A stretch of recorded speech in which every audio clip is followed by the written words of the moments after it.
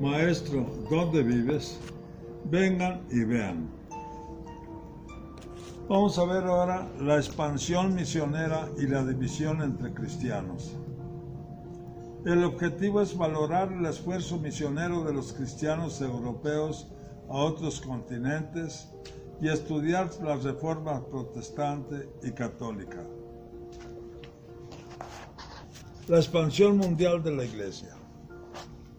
Los últimos 500 años han sido testigos de una expansión prodigiosa de la Iglesia en el mundo entero.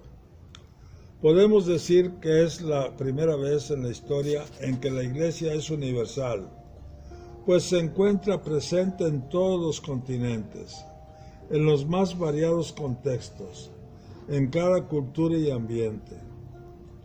Por ahora interesa mirar su llegada a los 3 grandes continentes, especialmente el de América, donde el cristianismo era prácticamente una religión desconocida. Patrocinados por España en 1492, los europeos llegaron a América mientras intentaban llegar a Oriente. Ante sus ojos aparecía todo un continente inexplorado, con lenguas extrañas, con plantas y animales desconocidos. Inmediatamente los reyes católicos dispusieron la evangelización de los nativos y al tiempo que en las Antillas se señoreaban los colonos españoles, nacía la Iglesia americana. Poco después, Hernán Cortés logró internarse en México y descubrir y derrumbar al Imperio Azteca. En 1521, la conquista de México era un hecho y se daban los primeros pasos para la implantación de la Iglesia. Luego vendría la exploración y conquista del Perú y otros territorios americanos, tanto hacia el norte de México como en Centroamérica y en el Cono Sur. En unos cuantos años, España había dado a la Iglesia Católica todo un continente para evangelizar y cuyo catolicismo apoyó durante 3 siglos. Lo mismo puede decirse de Portugal. Si bien en años anteriores los católicos tenían presencia más bien modesta en África, la hora del continente negro llegó en el siglo XIX. Hacia África partieron contingentes enormes de misioneros italianos y franceses, sobre todo, pero también alemanes y belgas. Nacieron institutos exclusivamente misioneros como los combonianos, los berbitas, los padres blancos o los javerianos. La división entre cristianos, reforma protestante. En medio del siglo del Renacimiento tronó la reforma protestante como un rayo. En 1517 Martín Lutero protestaba contra la predicación de las indulgencias que se hacía para recaudar fondos. Haciendo un uso magistral de la imprenta, el invento de Gutenberg, este monje agustino alemán encendió la primera de las mechas que abrirían una de las brechas más hondas entre los cristianos, el protestantismo. Lutero identificó a Roma con Babilonia y al Papa con el Anticristo, no tanto por la corrupción moral, sino por lo que él consideraba corrupción doctrinal, pues según su enseñanza, para salvarse basta la fe, según él, para salvarse basta la fe, para la doctrina basta la Biblia y para la Iglesia bastan los laicos. La Reforma Católica. No todo fue negro en estos siglos. Al contrario, varios de los santos más grandes de la Iglesia son de esta época. Teresa de Ávila, Juan de la Cruz, Ignacio de Loyola, Francisco Javier, Carlos Borromeo y otros más. Fue precisamente en los años en que se afianzaba la Reforma Protestante en Alemania, cuando nació la Compañía de Jesús, que sería el brazo derecho de la Santa Sede para la Reforma Católica. La novedad de los jesuitas, como de otros clérigos regulares, era que estaban dedicados al apostolado, con deberes de comunidad flexibles y con un fuerte gobierno central.